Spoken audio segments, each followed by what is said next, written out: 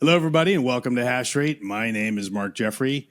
With me today are Stefan and Will from Macrocosmos. Hello, gentlemen. How you doing? Hey, Mark. Nice to be here. Hey, great to be here. So let's start with the sort of biggest news in the Bittensor TAO universe, the launch of dTAO and kind of what happened, what it means. I mean, I don't know if you guys have seen the shows I've been doing on it recently. I know you're busy with your own stuff, so perhaps not. But basically, we all sort of we weren't really sure, what how the launch was going to go, right? Like we didn't know, is it a good idea to jump in early, or is that a very bad idea? What is the dynamic? What are the dynamics of the dTAO launch going to look like? And I think opinions are kind of mixed. So, what was your impression of that whole launch, and where do you think we are now? I think I'd divide my answer into a few parts. The technical execution was pitch perfect. So huge credit to the foundation, to Const. I think they did a phenomenal job. In terms of the fallout to ordinary pedestrians like Will and myself, I think there's a Kurt Vonnegut quote. What was it now? Everything was beautiful and nothing hurt. That kind of captures the feeling of making it through the eye of the needle. It went really well. Obviously, it's shaken the deck quite a lot. The dynamics have changed. The game has changed. Here we are in a very different arena than we were in. I think the biggest surprise for me was just how much aping there was. Like people were really, really eager to play crypto casino. We had been simulating this for a few months on various iterations of the route code base, and we did not account for the volumes that we saw in those first few hours. It was absolutely nuts.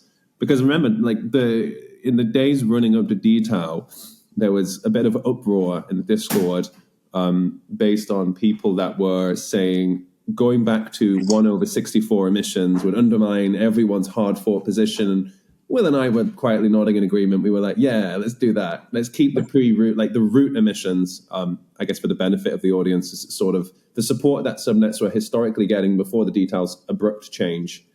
Regardless, the foundation decided to go for 1/64, so it leveled the playing field. Look, really smart move. It just feels fair. It feels like everyone gets to start at the same gun without any baked-in, entrenched positions. Yeah. And then we kind of expected it would take a month or 2 months for the prices to stabilize and creep away from 1/64. And 1 hour later, we were like, wow, we have 25% subnets. That wasn't expected. But look, since then, we're going to learn a lot of lessons as a community very quickly because there's so much skin in the game now. I think people have to put their money where their mouth is. People that want to back subnets need to be long on subnets and really believe in them. But I guess they're just my sort of top of my head thoughts on where we've gotten so far. But Will, I'm not sure if you've got anything to add on that. I think there's a few good points in there. I think we published a lot of primers, like pre-dTAO. We put a lot of content out on what to look for in a subnet, what the different scenarios are, how to play, and pretty much all of our summaries came down to this. If you're a retail investor, wait 60 days and then start to DCA. Yeah. And what surprised me more was the amount of teams who were kind of willing to burn retail investors to convince them to buy their token. There was one team, I won't mention them, who were bragging about their price position and how much they'd gone up. They've now since collapsed because the emissions are geared to, I mean, the system is geared to emit into the pools and collapse the price. Like you're basically fighting the blockchain itself, not the market, right? At the moment, for better or worse. Exactly. And Jacob's been very clear about Const, and a lot of the other sort of people who are close to the code have been. But I was surprised by some of the teams who were more interested in pumping their price than necessarily sort of looking after their participants long term. So that was a bit of a surprise to me, not unexpected, as perhaps teams that are more focused on price than doing work.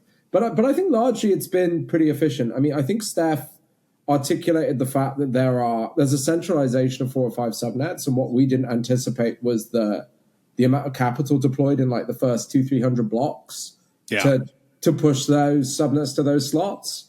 And we're tracking a lot of the data on chain about, I guess, which teams are doing as much to support their price through that period. I think it'll be interesting to see the importance of those first 30 days. I think if the positions sort of calcify as to where they are today, I think it could be a little bit of a challenge for the network. There's a lot of good teams on 1 or 2% that, or less than 2%, 0.5%, 1% now that are maybe being strangled out by the sort of condensation in the top 5. And I think what we want to see is that dynamic TAO remains dynamic. So, I mean, for us, we've always sort of stimulated, sit and watch it for 60 days. We're not super worried. We're kind of like in and around the sort of 1/64 across the 5 subnets rerun, which is fine. And we're just sort of watching it. We've not really participated to the extent some other teams have in, aping 5,000 TAO into their own subnets. But we are going to play a little bit, I guess. Yeah. No, I've seen. I mean, look, I from what I understand, and I'm getting this secondhand. Targon actually poured a lot of dough into their subnet to push themselves up to the number 1 position. And it's just a rumor. I haven't confirmed it, but it does appear to be true. They are number 1. And there's the idea is like if you're top of coin market cap, that's what everybody's going to see. And everybody's going to start pouring into whatever the number 1 is, right? More than 85% more than everybody else, and so that appears to be why. I'm with you that the actual switchover went flawlessly, and for all the complaints about sort of the misunderstandings around how subnets work and should you buy tokens. The flip side of that is that the actual upgrade itself could have gone disastrously, right? Yeah, like from a technical perspective. We're here today smiling right now. Yeah, I mean, just upgrading a blockchain like that with that amount of new technical complexity is insanely hard, right? You're like basically redoing the plane while it's flying, right? So that was a massive success, and I have to really give the Bittensor core team credit for huge technical achievement, and that cannot be overstated. I do think the communication could have been better from sort of the core people.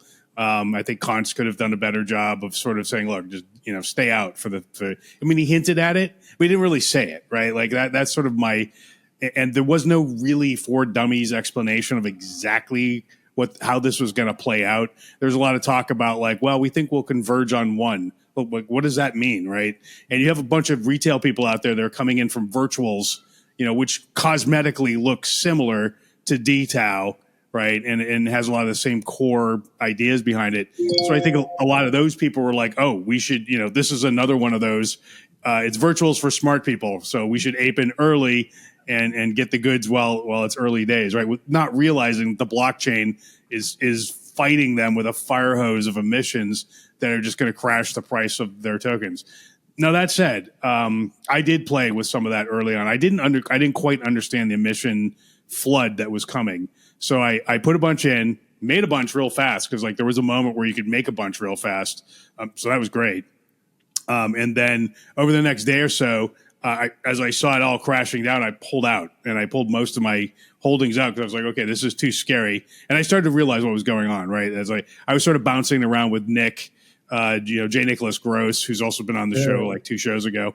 And he and I were like trying to figure out what we were seeing. And we both sort of realized around the same time that, oh shit, it's not a good idea. That said, there's still a few subnets that I'm still in because the flip side of that is the price of the subnet tokens is so teeny tiny. It's like hundreds of thousands for some of them, like $1 million for most of them. They're sort of decent. Some of them are sort of in the 10 million range. But if you believe that the subnets will eventually be worth, 10x, 100x of where they're at right now, this, you can buy some stuff cheaply, which, if you're willing to suffer the dilution in the short term, it may end up being a good idea. So there's a few that I'm still in because of that possible dynamic. But I'm mostly pulled back to root. Yeah. So, and I think that's largely sensible. I think the value is in the lower teams and the lower positioned tokens that are probably currently being a little bit suffocated and haven't aped into their own token. And I think what we're actually seeing, and we track a lot of the charts, our own charts, other charts. We are seeing buy floors start to emerge for certain subnets where there's institutional money beginning to emerge. So you can trace through the metagraph, and when you see a price fixed at like 0.3 and it doesn't really move up much below it, you can probably assume there's a DCA script buying at 0.3 because they think long term it will go up for that. And I think you're seeing that materialize quite a lot like, we track most subnets. We have a lot of sort of systemic accounting on our side where we just keep an eye on it. And I think, the last 2 or 3 days, we've seen some institutional money begin to turn on. We've seen some wallets from the big holders and others begin to move into an allocation stage. There's a funny anecdote, and he may not forgive me for sharing this, but I was talking to Const after the launch, and he was a really big allocator in the first sort of 24 hours of dTAO. And he didn't expect prices to go to 2, so his script completely deallocated him from dynamic on like day 3 when prices went above like 2.5. And that was because I don't think anyone really thought people would ape that hard, which is kind of a funny dynamic. But there was a point where he was sort of top holder in subnets he believed in, and then just because he just didn't foresee that scenario. But one interesting behavior here is because the inflation of alpha is circa 250% over the year. There is an argument that if you have conviction in an alpha token that it will hold in its price, you'll buy anywhere up to 2.5.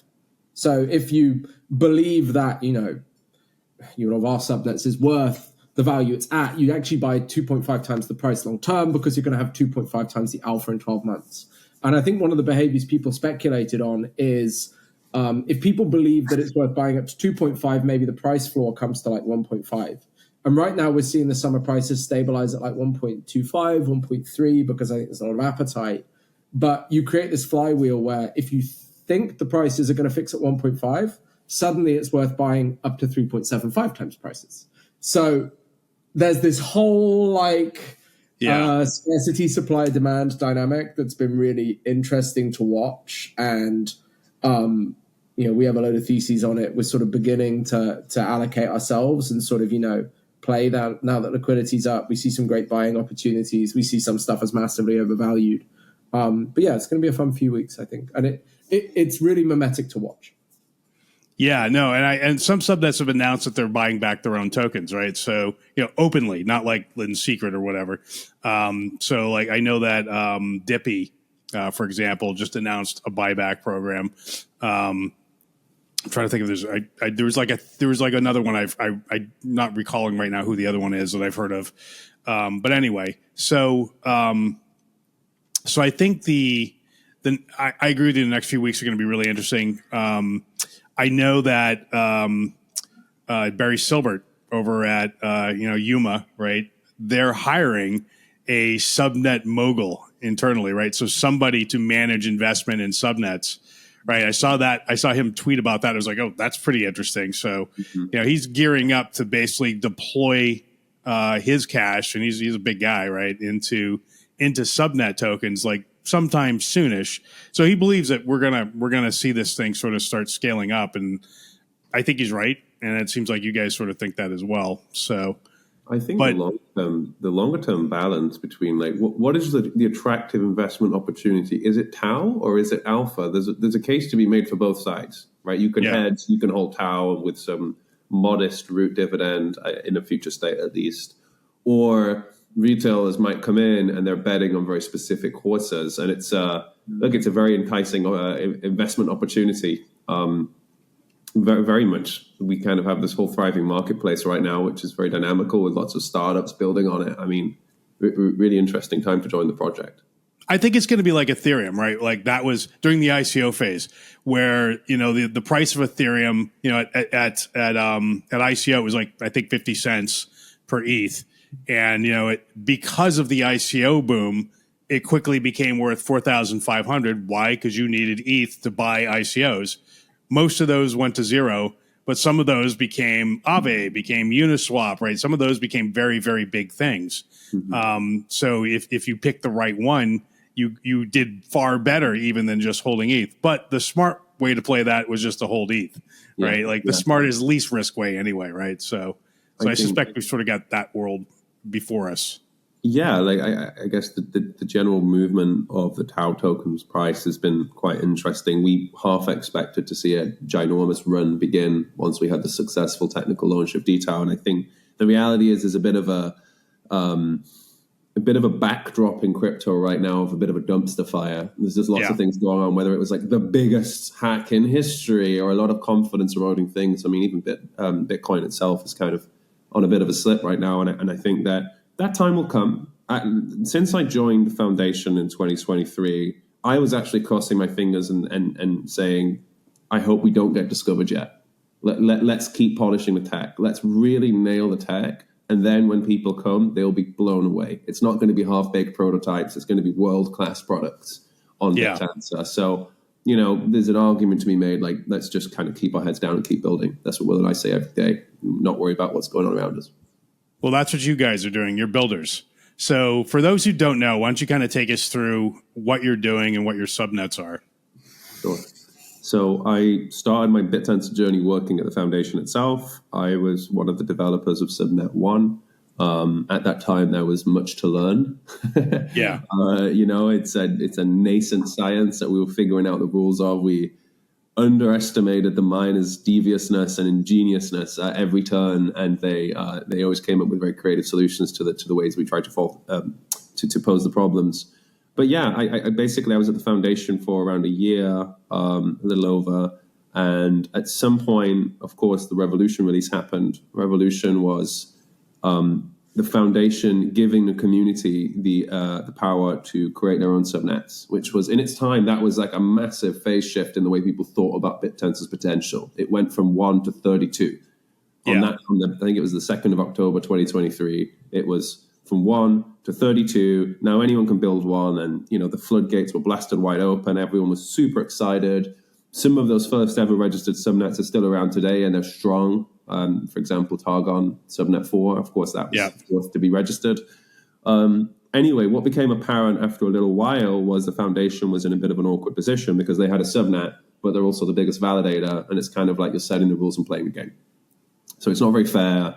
It would, they are impeccable in terms of their gentlemanly-like behavior. They make sure that it's fair, that there's no unfair advantage for the home team. So they decided to cleave Subnet 1, basically separate it from the foundation. I was fortunate enough to be given the opportunity to continue to run Subnet 1. So that came with me as I left the foundation to start on the wild journey of being a subnet builder. And I managed to coerce an old friend of mine, William here, to join me, who had a very legitimate career and all kinds of very adult practical things going on in his life. But he and I have been wanting to build something together for a long time. So I pulled him in. At that time, we had Subnet 1 between us and a small team that came from the foundation. And the plan was really to continue doing research on Subnet 1 and understand how we could really make it shine, how we can make it excellent. And in the course of very little time, we acquired a couple of other subnets, Subnet 9, which is pre-training, and Subnet 13, which is data scraping. And they became sort of part of the household, the household collective, Macrocosmos subnets. And then a little bit after that, we branched out further. We decided we really care about doing research in general, but specifically in academia as well. Protein folding was something that I had actually been working on at the foundation for about 6 months prior. Yeah. And we wanted to just see if Bittensor could fold proteins. We often josh about this when we talk about it, but it was a real, can Bittensor even do this?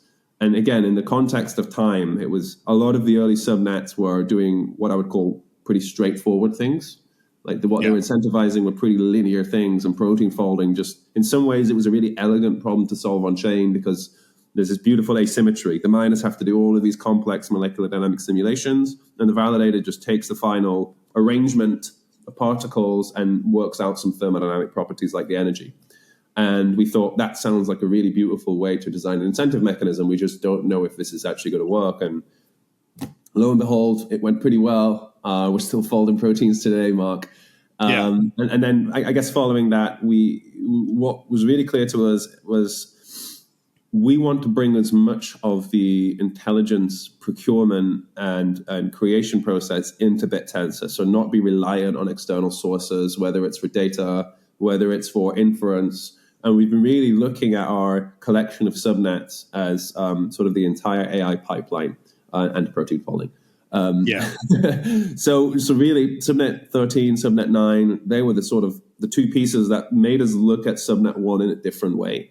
It kind of put it into a context that suddenly clicked for us. And we were like, we have inference and agentic workflows. We have training. We have data acquisition. what we actually have here is sort of the entire end-to-end process of creating state-of-the-art AI pipeline. And we've really spent the time since then really working on making those three connect together, something that we're now referring to as Constellation. And one thing I'll add as well before I pass it over to Will is, of course, we realized that fine-tuning was also a really important part of that pipeline.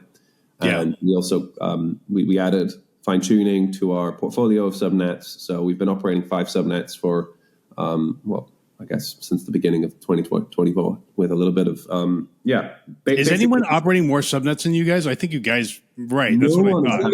Only Yuma, but they sort of operate them indirectly. Yeah. Excluding Yuma. I both love and regret that decision every day. But I'm also, I think we're the biggest team on Bittensor. We're 32 people. We're based mainly out of London and Western Europe. We have I think DeepMind employee 26 was our employee number 28.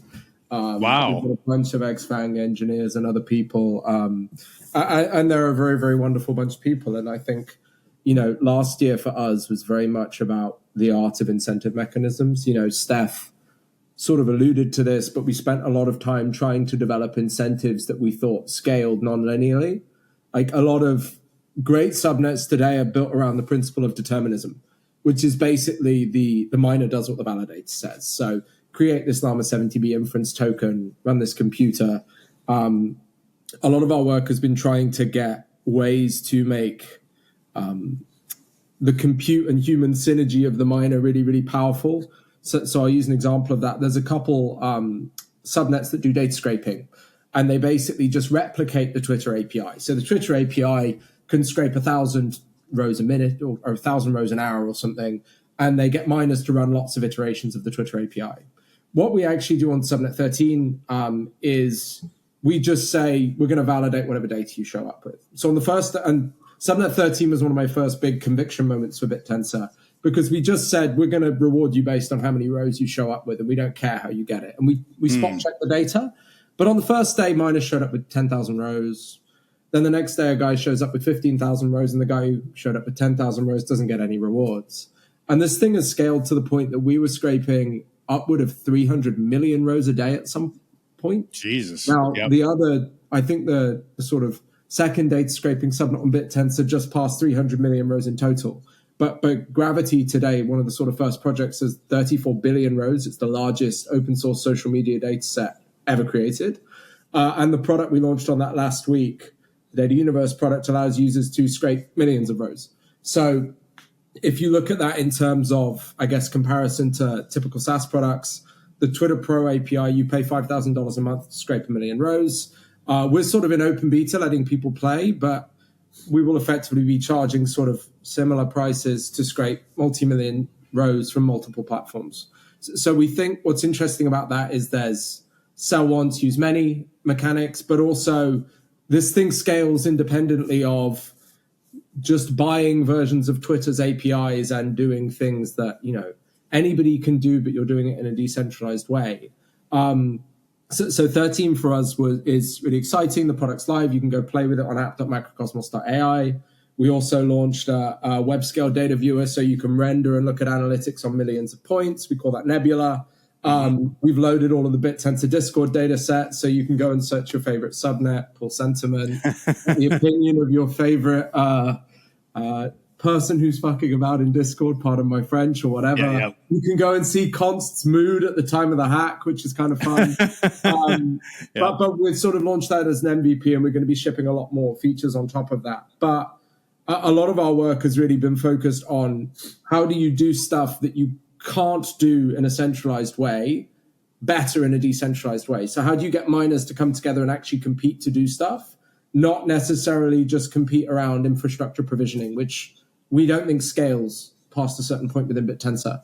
So this is basically our MVP of the Constellation platform right now. There's only a couple of different products that are currently alive. That's Subnet One Chat and sort of the agentic workflows around that, and Data Universe, which is Subnet 13, our data scraping subnet.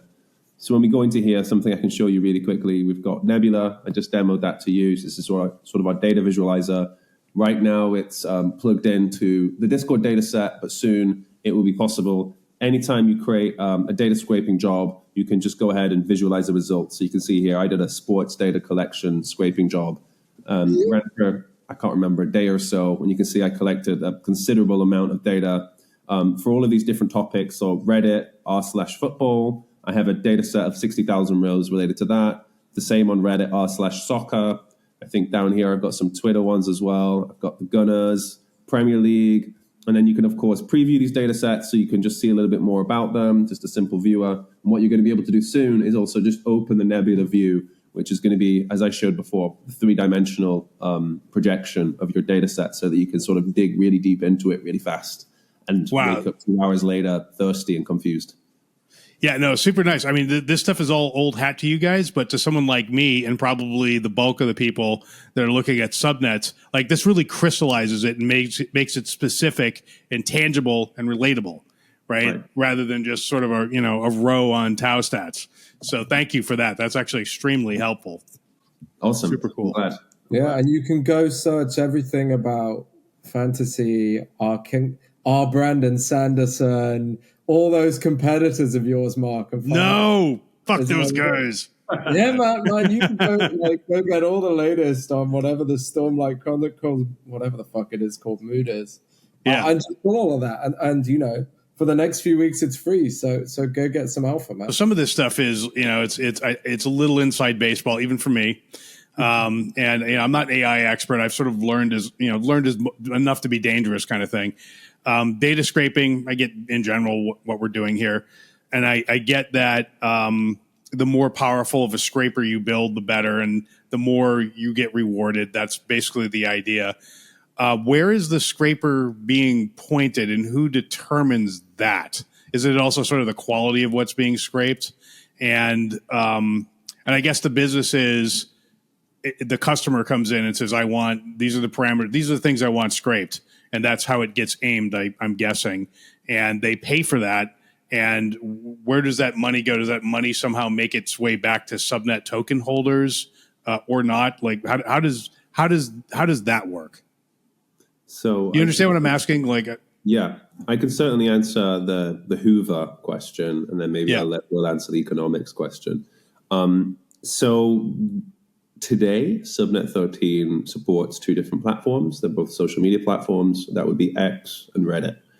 The way that you point to Hoover in the product is you basically can specify different labels. So if I was to have a question related to, I don't know, let's say I'm doing market research on Android versus iPhone, and I want to collect data related to those topics, so I can curate a list of all of those different hashtags that are representative of the data that I'm looking for. I can do the same with anything on Reddit. And then what happens is that is now encoded on chain. The miners are now instructed. It's kind of like you funded. These particular labels now have a bounty attached to them. So the miners are now going to go and, they're going to race each other to it. Usually it's within seconds they've picked this up because they want to get ahead. Because they don't get paid for duplicate records, it's really a first mover advantage subnet. So as soon as a new label shows up in this sort of pool of different labels that are funded, they're going to eagerly go after it. They're going to scrape as much as they can. They're also incentivized to upload it to a large database so that we can basically deliver it to users. We can perform analysis on top of it. We can visualize it and all of that nice stuff. Yeah, this is a sneak preview of something we call the Nebula, which is a data set visualizer. What it basically does is it can take many millions of posts, extract the text from them, analyze the text, and sort of messages in the data set or posts in the data set that have similar meaning. You basically find them co-located in the same space. So it's kind of like a meaning map of data sets. So this is a demo one that we shared with the community on Novelty Search last week. This is the Discord. So this is the Bittensor public platform where everyone basically communicates with the community. And what you can basically do with this, you can sort of, let's choose our friend Const. And you can actually find out where he's been, what he's talking about, what his sentiment is over time, when he's having a good day versus a bad day. You can click on any individual within Bittensor as well. And it's just, really, this is a teaser for our customers to see how powerful the data sets that we're creating in Bittensor are and how much you can learn from them. And again, to hammer home the point that I said earlier about the natural language interface, maybe not everyone has as much fun as I do looking through a map of data points. Instead, you might just want to talk to it, identify the areas of interest to you, extract the insights that you need, and then just be on your merry way in 2 minutes. And that's something that we're also building out as well. So this is the Discord Nebula from Macrocosmos. Super cool. I love that I can see it. That's fantastic. So really, it's the miners they just run very well-oiled data scraping tooling. Whether they use official APIs or whether they use their own creative methods is sort of unknown to us, and that's their prerogative, to be honest. Yes. And so basically, in a matter of minutes on the platform, what you start seeing is thousands and thousands and thousands of posts just streaming in, and you can actually watch them come in live through the front end, which is very addicting, actually. And then ultimately, as a user, right now it's in open beta, as Will said, which means it's kind of free credits. People are playing around with it. They're helping us understand the limitations, where it works great. We're about to roll out payment rails in the next few weeks. With the payment rails, there'll be a credit-based system. As you can imagine, something not too different to those existing platforms on Web 2 and Web 2. And ultimately, you scrape as many posts as you want based on this payment system. And then when the job is complete, you can download your data, you can preview your data, you can visualize your data, you can look at the sentiment of your data, you can look at all the subcategorizations and clusters within your data. And that is really intended to, it's not just we pass you a million rows of data and say, good luck. We actually think that a lot of our customers, what they want is, you just want the answer to the question. The data is a means to an end. Just answer my damn question. My question was, is Apple going to overtake Android in Norway? I just want the answer, to be honest. And taking that one step further, something that we're starting to build now is a natural language interface, so you could just have a conversation. So I think we're starting to see a large trend of platforms embracing AI and platforms becoming less like a chat interface and more just like a product that is sort of permeated with intelligence. Whether it's the Google Suite or other things, you're starting to see these little genie buttons pop up everywhere, and it just sort of autofills this, sprinkles a little bit of AI dust on that. And we're really leaning into that. We think that that's what people have come to expect. People want to come to this platform and not have to put all the tedious work into worrying about what the labels are that I need. I don't know what the bloody labels are. I mean, personally, me, I don't want to, if I wanted to do market research, I wouldn't know what the labels were.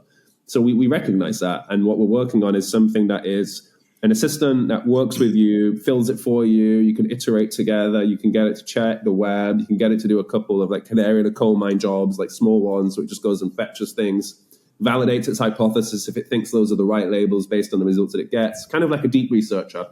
And the result is, at the end of the day, just answers the damn question, Mark. Yeah, no, that makes total sense. So just to clarify a few things. So for those who don't know, the miners are the people who are crunching, who are basically waiting for the orders to pile up, and then they go and service the orders, right? Like they're the chefs in the back that are like, oh, you want fries? Okay.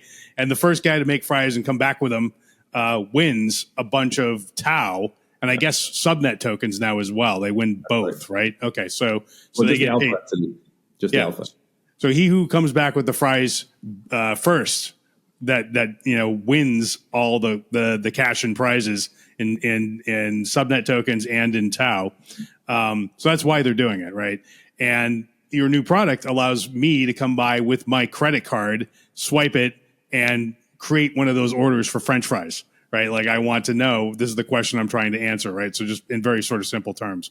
Or burgers. We have a wide menu. Or sushi. That's actually an important point that like we run 5 subnets, which means we've always thought about Bittensor as doing more than just one subnet thing. I think you mentioned Bitmind. I love Bitmind. The way we kind of see it is you probably want to use deepfake detection in combination with other things. So we named our platform Constellation. All of our subnets will be brought up within this platform. So you can access advanced inference, you can scrape data, you can use that data to train a model. You have an agentic layer sitting across of that. And Stefan jokes about protein folding, but we also see a future where you can start to use it for scientific applications.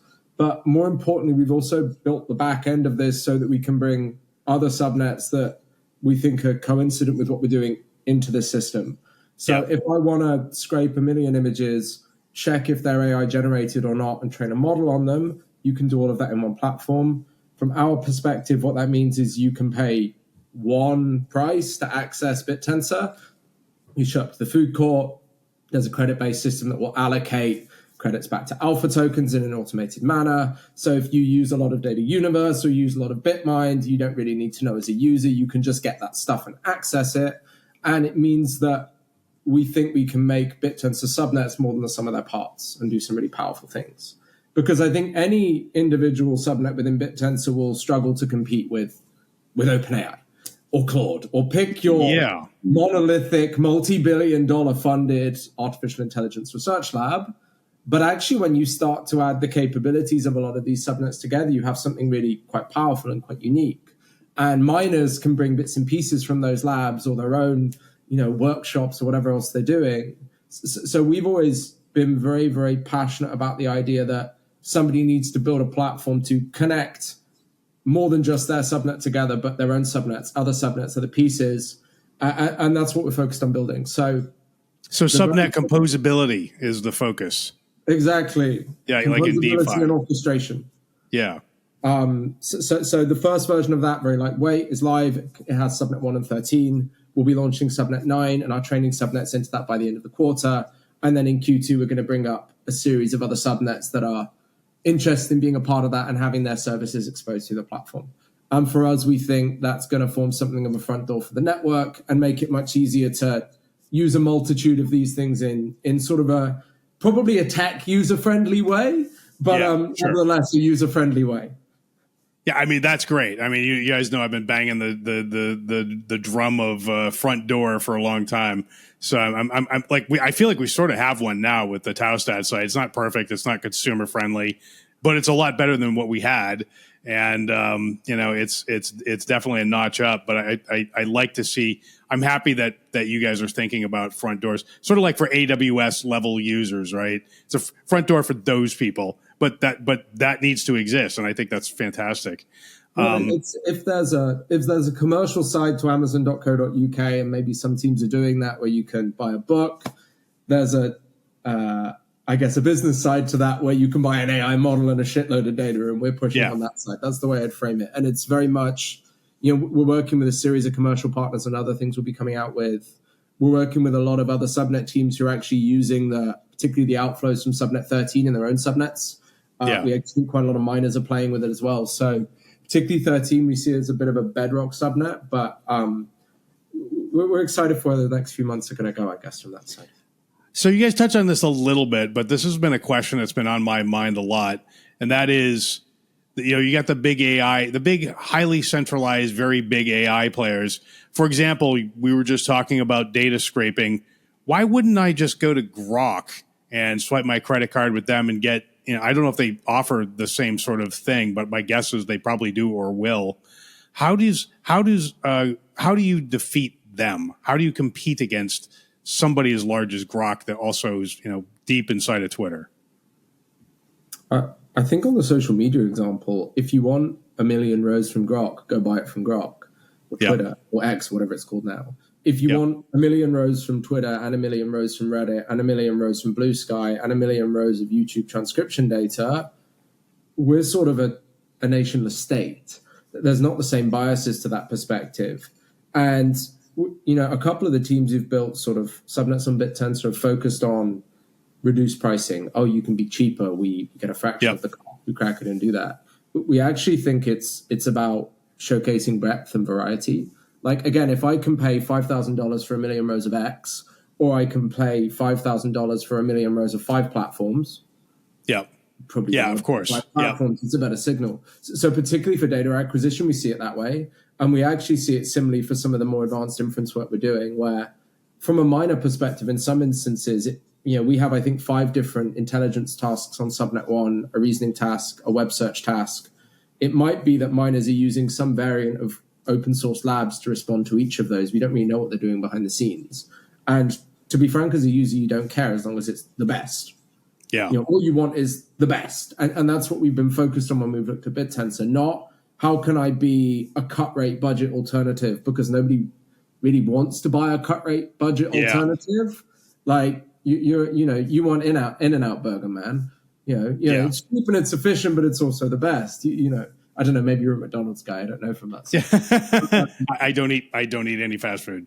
We've always wanted to build products that are take advantage of the benefits of decentralization to do something that decentralization can do better, not pale mimicries of centralized imitations, because it never scales if you're just trying to copy somebody else's work. Yeah, no, I agree with that. I think my gut says that what's going to win here in AI is this open source vision with composable entries that are snapped together like little Lego bricks. And we've basically seen this movie 3 times. The latest being, one of them was, in the early days of the internet, we had AOL and CompuServe, which were highly centralized silo online services. But the open internet, sort of the big world, that's what eventually won because it was the best, right? And then there was no walled garden. The PC versus the mainframe. Or all the operating systems versus Linux. Linux was the one that won, right? And in the days in which that competition was taking place, nobody thought Linux was going to win. Everybody thought it was going to be either IBM OS2 or Microsoft NT, right? Like that's where everybody's heads were at. Like this Linux, are you kidding me? That's like open source. Like that's not gonna. The quality won't be. They're never going to be able to match the quality at these highly centralized. They're spending billions of dollars. These companies are going to win this, and that's not at all what happened, right? So I feel like, and I feel like the AI is trending in such a way that, with DeepMind basically commoditizing some pushing AI more towards a commodity, I guess, than it had been. Like the price of AI feels like it's just shrinking, right? Like OpenAI is burning billions, and they're not making any money. Right, they're just basically incinerating cash. So, Nvidia is really the only one that has been making money. But if DeepMind has commoditized the chips, right, through and there's some debate about whether they really have or not. But let's just, for the sake of argument, say that's coming. You're going to be able to do a lot more with a lot less in terms of the hardware. That also argues for the open source world, which seems like Bittensor and TAO is just in a crazy good position to take advantage of that world if that's the one we end up in. So, now we're in a world where dTAO subnets you need to sort of market them, right, to the public in a way to gain support for your tokens for your subnet. Something like protein folding is kind of hard for the average Joe to wrap their minds around. So, how do you guys think about marketing your subnets? Have you? I assume you're not really marketing them yet in a traditional sense. You're just sort of making people aware of them. How do you think about that? Do you think marketing is important or not? I think it's undeniably very important now, and I think that it's going to be an adjustment period for a lot of ostensibly research focused teams that have, until this point, have quite contentedly been busy working, making things better, but without the necessary fanfare of just drowning out all the voices on crypto Twitter. Alas, we're in a different place. And now we absolutely are expanding our footprint in terms of the mindshare through, Twitter campaigns and things like that. We have an amazing comms team. We've always leaned much more into long form. We're not really clickbaity as an identity, would be the way I describe us. We're much more, discursive verbiage. There's a lot of things you could call as waffly, has been said. So what we've been doing is quietly populating a large Substack archive where we basically publish everything we're doing. It's really important to us to be public about where we're going, what we're building, why we care about it. But we do recognize that we have a broader audience now to keep engaged, and with that, we're also looking at a lot of different campaigns on social media right now to just make sure that we make as much noise as we need to, because there's a lot of shouting voices right now. Is the reality, and not everyone has the patience to read a 15-minute article, although we love them. Yeah, I mean, if you look at the virtuals universe, basically it's meme coins with mouths. That's they're just chatbots, right? None of them are really doing anything other than that. Some of them claim to be managing wallets. It's unknown whether they really are or not. But even then, even if they are, it's very small amounts, and they're not necessarily getting great results. So they're basically chatbots. But that said, some of them are worth $1 billion plus, like AIXBT, right? Simply because it's visible, because people can see it and interact with it, talk to it, right? Whereas you guys have a protein folding subnet. Like, I don't even know what the fuck it does. Like, I mean, I have kind of an idea, right? But compared to but compared to a chatbot that I can talk to, right? Like, I know what that does. And even though I know it's, worth less, it's kind of a lot stupider than what you're doing. The Brainiac stuff that protein folding is doing, it's better marketed and it's worth $1 billion, right? For better or worse, right? So that's, and so I think that Bittensor subnets are, to some degree now in that virtuals kind of carnival barky world to one degree or another, or have to be, right, in order to continue to get the emissions to power the subnets. So, which I think is good because it forces marketing to happen and it forces explanation of what you're doing to happen. So, but it's probably it probably doesn't favor some of the Brainiac stuff, I guess is my point. So yeah, I think that's a very fair appraisal of the situation. And for me, I'm here to do AI. Will be the short answer. We understand that this is an arena that exists, and we certainly want to make sure we can share our excitement with our audiences. At the same time, I don't want to be sat there paranoid in the bath, being like, "Oh no, we're not." Jumping on this month's hype train of AI, like there's a lot of things that just come and go. I mean, virtuals is kind of a perfect case study, right? Late December, everyone's like, they've crossed TAO in market cap. This is the end of the world. And look what happened. I mean, it's just important to stay focused and keep building. I'm not saying marketing doesn't matter. It's extremely important. Yeah. But at the same time, it's like the number of distractions that Will and I have has multiplied by 10 in the last 2 weeks because there's all these other extra factors that need to be considered. And we're not infinite people. We're stretched dangerously thin at the best of times. And we do need to think about where can we have the most impact and where can we move the needle in the direction of the goal. And the goal here is to actually, to your previous point, is to beat the frontier labs. If you want us to juggle sitting on a unicycle and also beat the frontier labs and also hold all of our alpha, that's a lot to ask of a poor subnet owner. So I think it's really sometimes a matter of triaging and staying focused on where you believe you can have the biggest impact. Yeah. What do you think of that, Will? I think it's a balancing act, Mark. We've been pretty steady in what we are and what we want to do for a year now. And by that, I mean, is we have a plan and we're executing on it. And I think that's quite important. We've resisted the urge to chase down some of the memes. We are ramping our marketing spend because it's critical. But the reason we're ramping our marketing spend is actually because we've got stuff we're about to start selling. And that's not our token to people, or a story about how we're buying back revenue before we've actually got revenue that's impressive. We will be looking at launching alpha plans and all those pieces and exciting stuff. But I feel that sometimes people are sort of panicking and watching other people doing it. And we're very intentional about what we do. We've scaled the team we have because we think we can do some really great stuff with it. And our marketing right now is going to be much more about stuff you can touch and feel and look at and use than cheap shots and pictures and chatbot posts, because we actually think Bittensor is first and foremost a utility token, not a meme token. And, we still consider that with lolcost. But, for us, the purpose here is to actually build products and systems and services that we think are going to be really valuable. And one of the things I find interesting about some of the sort of immediate term dTAO behaviors is if we were a Silicon Valley startup and all of these were little Silicon Valley Series A startups, the last thing people would be saying is we need an immediate payback of your first dollar of revenue. They'd be saying, spend the hell out of it to grow the pie. Yes. And I think dTAO's success will be partly tied to how those things work.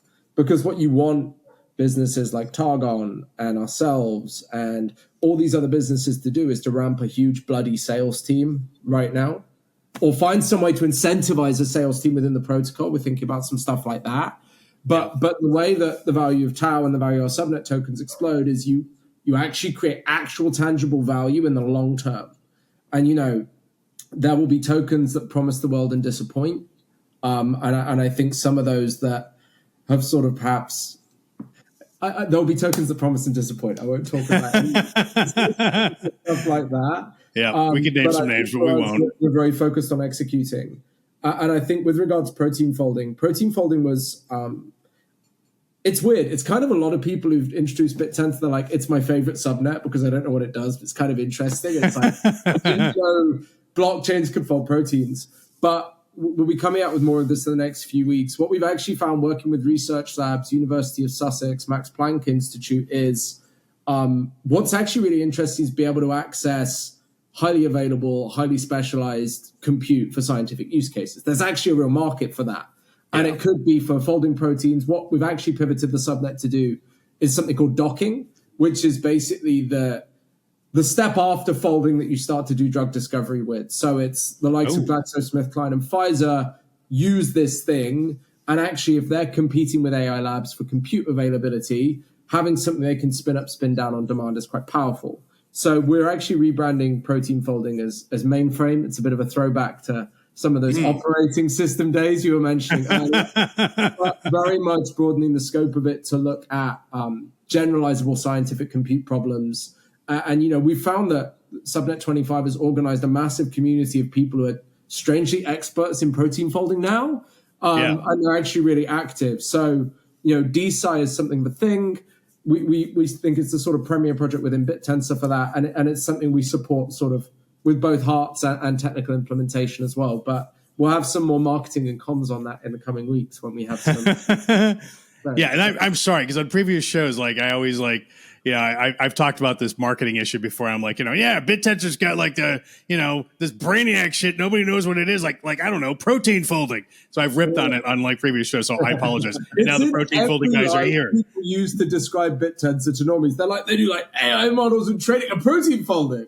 Yeah, it's like fucking science and shit, man. They're like discovering molecules and curing cancer and shit.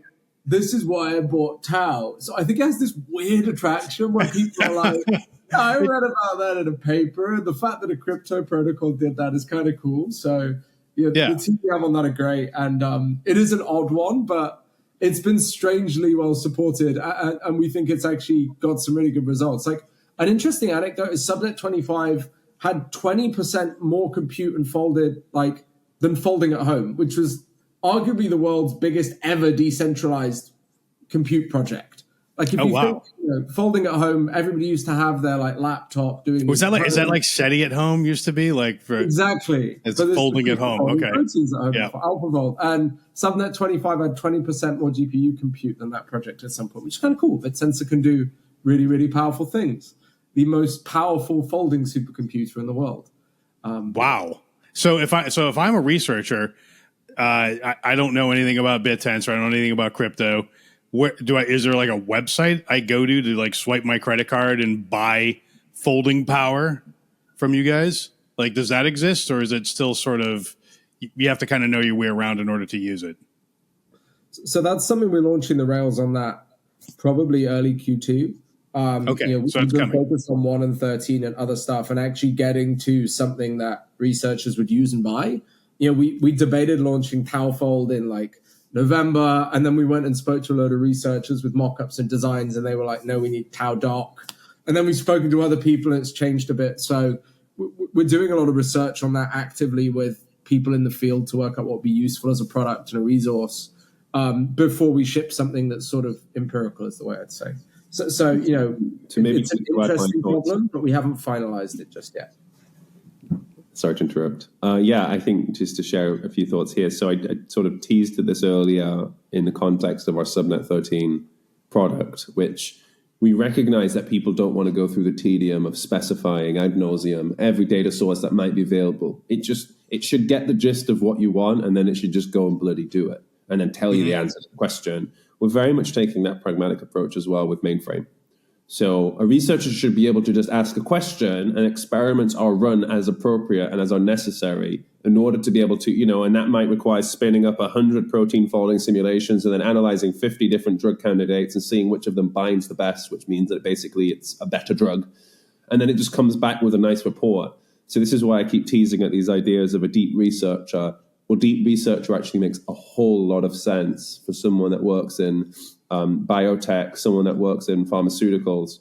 They just come to the product and they can pretty much have just a dialogue with an AI assistant that's going to run all these experiments. And that's possible because we have this highly optimized scientific compute backend. So really that's sort of the thread that connects what we're building across all of our subnets. The same thing can be said for training. Our head of product today, she's doing a lot of designs for our training product. But she sometimes just turns around and she's like, what the hell does a data set mean in relation to a model? And like, how can an ordinary person figure out how to do a fine-tuning job? It's all very esoteric, right? The gigabrains, as you put it. And the reality is, maybe she has an idea for a startup. And what she wants is to take just text description or even a voice recording, and it should spit out some really slick-looking designs for an app. Okay, so that's the actual concept. How does someone work at that conceptual level in dialogue, conversationally, and iterate and actually build something that they want? This is something that we look at as like that's our intended UX for someone that uses our training product. While a lot of developers may know that choose your data set, choose your model, run the computer, that's kind of familiar to someone from my background. But for a lot of people, they don't care about the training part. They just need the model to have certain capabilities. How do you push a lot of that technical depth away and just allow someone to say, I want a model that's really good at when I say something, it makes a website. And this is what our training product is going to be able to do because of this natural language interface, which, again, I think the world will come to expect all of their products to speak to them in a future state that is not very far away. Yeah. Well, I love that you guys are doing all these very useful things. You know, you're working on your first work on the AI stack. You know, anybody who's doing any sort of AI needs to scrape, right? Needs to train. So just sort of like the utility belt of AI, that specialization, infrastructure. It's an infrastructure play, as they say, right? So it kind of is. It's just the sort of Bittensor version of it. And now things like protein folding, which even though I rip on it, I also kind of admire it at the same time, right? So I rip on it from a marketing perspective. That's the only reason. That's the only reason, but I have love in my heart for it secretly. Just wait and see, Mark. We've got some ideas on protein folding. Yeah, no, I think that could be pretty amazing. So, okay, well, we're coming up on the hour here. So I know you guys have been talking about your stuff, but is there anything specifically other than that you'd like to plug? I think for me, look, I want as many people to come to app.macrocosmos.ai. So that's app.macrocosmos.ai. Come play with the product. It's free to use. You know, just give us feedback. We want to do this with the community. We want to get all of those insights. I would love the viewers to take a look around, see what sticks to them. Let us know. And of course, yeah, I mean, you can support us online. You can shout, do God's work, make your voice heard. You know, take care of the boys. But Will, I don't know what you have there. No, I think the main thing for us is getting as much feedback on what we're building as possible. Yeah, look, we run 5 subnets: 1, 9, 13, 25, and 37 for my sims. Can we go? I just want to go through them because let me help you market it. So let's say each subnet number and its name. So sticks in people's brains. Subnet 1, Apex. Subnet 9, pre-training. Subnet 13, Data Universe. Subnet 25, protein folding. And Subnet 37, fine-tuning. An easy way to remember it is just 12i plus 1 modulo 40. Sure. Okay. Okay.